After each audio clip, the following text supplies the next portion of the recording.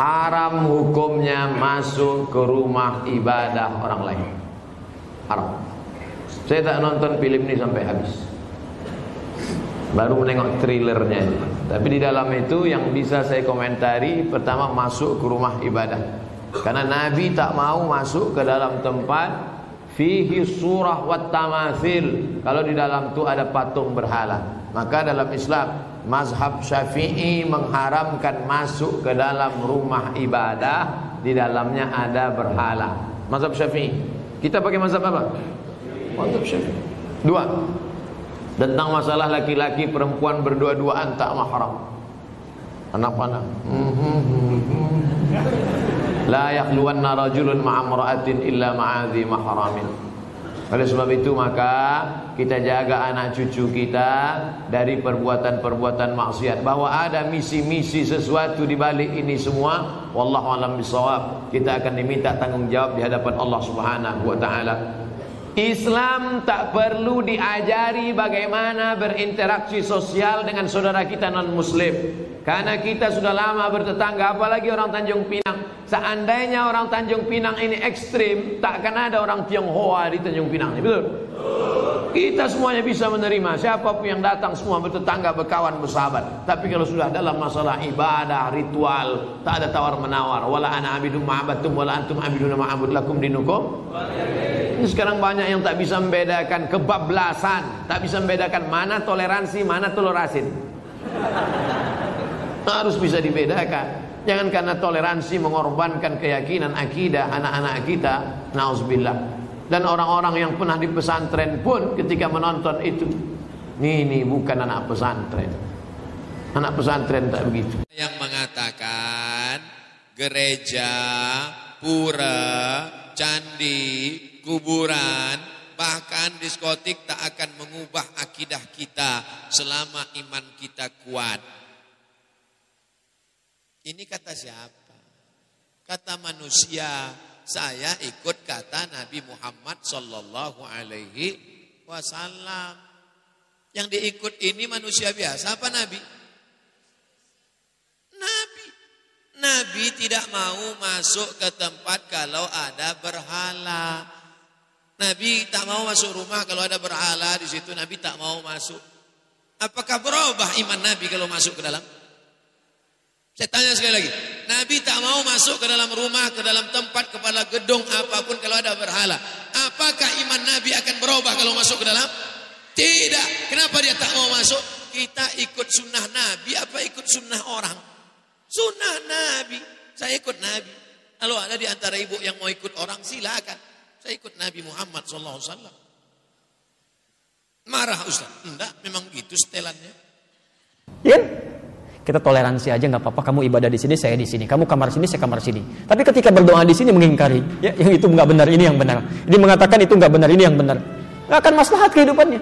Ya. Makanya kata Buya Hamka dulu, kata Buya Hamka, sesungguhnya orang-orang, maaf, yang terjebak dengan kemunafikan tingkat tinggi, yaitu orang yang hadir pada ibadah agama umat lain. Itu hipokrit paling tinggi kata beliau. Karena dia datang pada satu acara, hatinya mengingkari. Kok bisa hati orang mengingkari datang pada satu tempat yang ada? Ya. Anda diundang ke satu tempat, tapi Anda nggak suka dengan acaranya, segalanya Anda ingkari itu, tapi Anda hadir di situ, kan aneh itu. Ya. Itu paling aneh. Ya. Makanya pendiri Nahdlatul Ulama, Kiai Haji Muhammad Hashim Asy'ari, itu pernah menulis kitab. Beliau punya 19 kitab. 19 kitab. Dari 19 kitab ini, kitab keduanya namanya judulnya Risalah Ahlus Sunnah wal Jamaah. Halaman ke-14, paragraf yang pertama, baris 1 sampai dengan 4. Posisi paling kanan sebelah atas. Di kitab ini, itu disebutkan Pak Ibu sekalian. Kalau Anda lihat di halaman ke-9 ya, itu judulnya tentang Faslun. Awwalu dhuhuril bid'ah fi ardi Jawa. Pasal yang menerangkan tentang awal munculnya bid'ah di tanah Jawa. Bid'ah yang dimaksudkan bukan bid'ah fikih, bukan, tapi akidah. Jadi aliran sesat. Ya, aliran sesat. Kata beliau, wantisyaruha fi ardi Jawa wal mubtadi'ina fiha, dan penyebarannya di tanah Jawa, di pelosok Jawa, dan orang-orangnya, tokoh-tokohnya. Itu begitu menyebutkan kalimat pertama, kata beliau, adalah penduduk Jawa itu seluruhnya. Seluruhnya itu Ahlus Sunnah wal Jamaah. Ahlus Sunnah wal Jamaah. Tapi tibalah kemudian di tahun 1330 Hijrah. Alfun wa thalathimi'atin wa thalathina hijriyatan. Tiba-tiba entah dari mana masuk paham-paham ke Jawa, merubah keadaan-keadaan ahlu sunnah itu, bahkan ada penyimpangan-penyimpangan. Ya. Halaman 10-nya paragraf kedua baris 1 sampai 3, posisi paling kanan sebelah bawah, di antara aliran menyimpang itu, ini bukan kalimat saya, tapi saya bacakan kembali dari kalimat kitabnya. Wa minhum rafidhiyuna. Di antara aliran menyimpang itu yang bid'ah itu ada aliran Rafidah. Rafidah itu nama lain dari Syiah. Ya, disebut Rafidah dari kata rafadha artinya menolak. Karena Syiah itu menolak kekhalifahan Abu Bakar, Umar, Uthman. Ya, mereka katakan Ali yang berhak. Itu disebut oleh Syekh Hasim yang mendirikan Nahdlatul Ulama tanggal 31 Januari 1926. Itu aliran menyimpang. Dulu enggak ada Syiah. Tiba-tiba muncul kata beliau. Ya sebuna Sayyidina Abu Bakr wa Umar radhiyallahu taala anhuma. Ya mereka seringkali mencela ya kekhalifahan Abu Bakar dan Umar, semoga Allah meridai kepada keduanya. Wa yubalighuna Ali bin Abi Thalib wa ahli baitihi. Ya, dan terlalu mengkultuskan Ali dan ahli baitnya. Kita harus menghormati, ya, menghormati, menyayangi ahli bait dan sebagainya, tapi tidak kemudian menjelek-jelekan sahabat yang lain. Ya. Tapi yang menarik di halaman 14, Masya Allah, Anda bisa pastikan, kata beliau, bahkan ditemukan ada orang-orang ya, yang ikut-ikutan ilal kanais. Maaf ya, ke gereja. Kanais itu jamak dari kanisah, ke gereja. Jadi tahun 1330 itu sudah ada yang ikut-ikutan. Ya. Kan Portugis pertama kali yang membawa Portugal, yang pertama kali membawa agama Kristen Katolik ke kita, ya, ke Nusantara. Tahun 1511 lewat Selat Malaka. Ya. Dia masuk ke wilayah timur, membawa 3 misi, gold, glory, and gospel. Ya. Gold, dia mencari rempah-rempah. Ya, emas dulu disebut dengan emas hijau.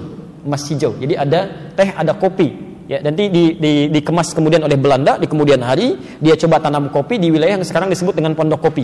Tapi dia gagal. Ya, lalu dia pindah ke daerah ke Pariangan, ya Pariangan, ke daerah Bandung ke sana, dekat sedikit ke Malabar, berhasil di situ sampai ekspor pertamanya itu nomor 2 setelah Yaman. Ya, Yaman punya Arabica saat itu. Kemudian ekspor keduanya sama dengan Yaman, ekspor ketiganya melebihi Yaman. Sampai dia bikin pemancar di situ, disambungkan kemudian ke Paris, ditembuskan ke Belanda. Maka dikenal dengan Paris Van Java, Bandung pada saat itu. Nyambung, ya. Makanya kalau Anda ke Belanda atau ke Eropa mengatakan I want a cup of Java, kan? I want a cup of Java, itu minta kopi. Blender kopi sampai sekarang ada, ya. Sebagian ini diambil dari Pagar Alam yang Palembang di sana, ya. Makanya Anda akan temukan, dan biasanya itu kopinya Robusta, daerah-daerah sana, diambil dari sana, ya. Itu saya baca. Jadi di kakak kami waktu ke Leiden itu tadi tentang kopi, kita diskusi, bawa, ya, sampaikan. Nah, itu poin-poin yang hadir ke kita. Saya sambungkan dulu. Kenapa nyampe ke kopi? Jadi Portugal bawa itu gold, glory, dia mencari ekspansi, penjajahan, gospel, dia bawa kepercayaan dia, Injil. Ya. Dia datang kemudian dia sebarkan. Apa yang pertama dilakukan itu bangun tempat ibadah.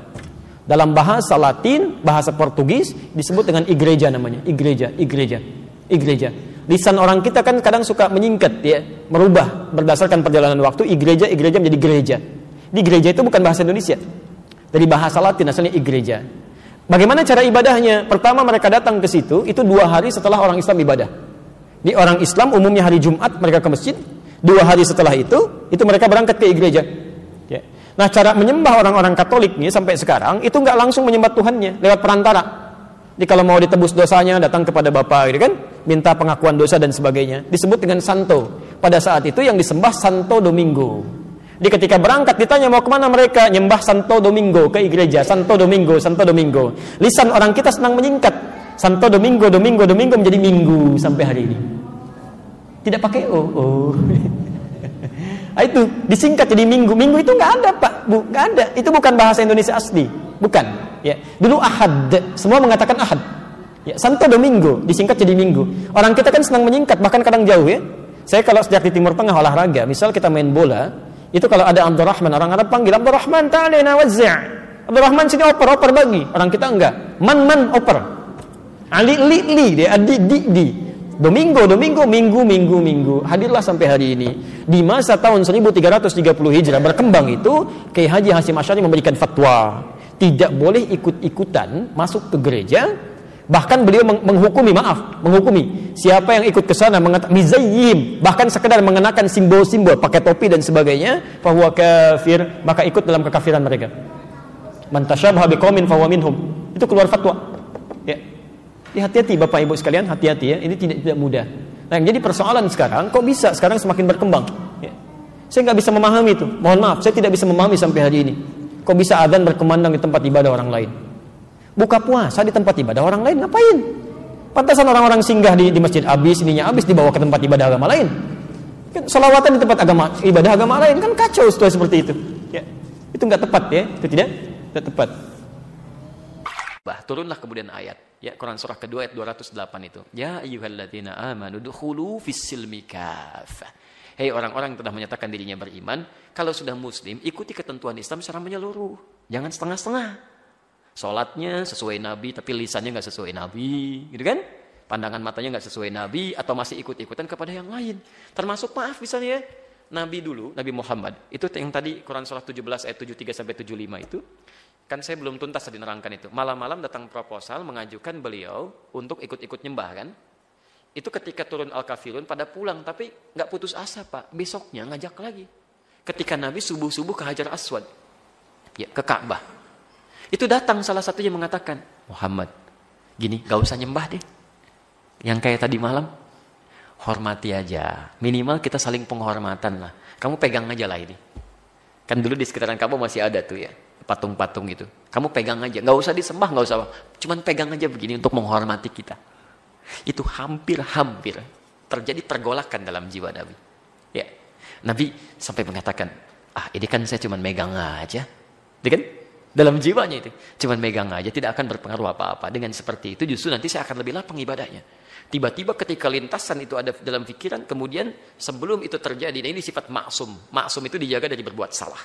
Turunlah wahyu di Quran surah 17 ayat 73-75 itu. Wa in kadu la yaftinunnaka 'anil ladzi auhayna ilaika ghairah.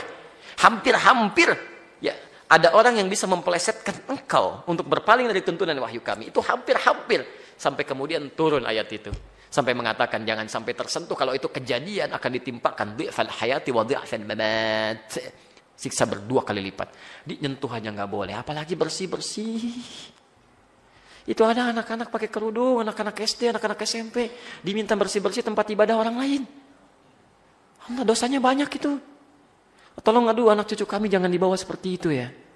Tolong jangan dipelesetkan itu. Kalau Anda mau ingkar aja sendirian. Jangan ngajak-ngajak orang lain.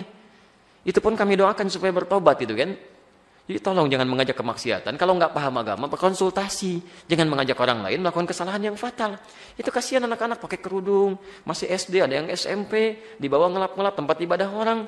Nabi aja megang, nggak boleh. Anda bersih-bersihin. Itu fatal itu. Dan kalau sekampung sudah dibegitukan, itu bahaya itu. Bahaya itu ya. Harus diingatkan ya, ulama-ulama setempat mesti mengingatkan itu, mesti mengingatkan dan sebagainya. Ya. Jadi jangan sampai kebaikan-kebaikan dunia mengalahkan nilai-nilai akhirat. Itu fitnah paling besar itu, ujian terberat itu. Ujian terberat itu datang dari orang baik yang menyimpang, itu paling berat. Ya, orang yang kelihatan baik tapi menyimpang itu paling berat. Sehingga ketika akan diluruskan ya sudah pada ngasih duluan, ya kan sudah dibiayain, sudah dibeasiswain, jadi sulit nolaknya. Itu yang berbahaya itu. Allahu Akbar, itu masih biasa Pak, apalagi Dajjal yang turun. Dajjal yang turun. Dajjal itu Allahu Akbar ya, nunjuk ke langit hujan, turun hujan. Nunjuk ke tanaman mati dia tuh. Jadi kalau yang kecil aja belum kuat, apalagi yang besar-besar. Yang kecil-kecil tuh baru handphone, ini uang. Itu baru yang kecil-kecil. Udah 10.000 orang, apalagi Dajjal beneran yang turun. Jadi kalau yang kecil aja Anda belum bisa menjaga kekuatan iman, apalagi padang dahsyatnya itu. Hati-hati. Ayo keluarga dibina dengan baik ya. Tuntunan Rasul itu dilihat. Makanya lakad. Jangan pernah ragu dengan tuntunan Rasulullah SAW. Ya Nabi dulu aja nggak ragu gitu kan. Itu baru 2 kalimat tuh lakad. Hadisnya belum dibaca. Itu baru ayatnya.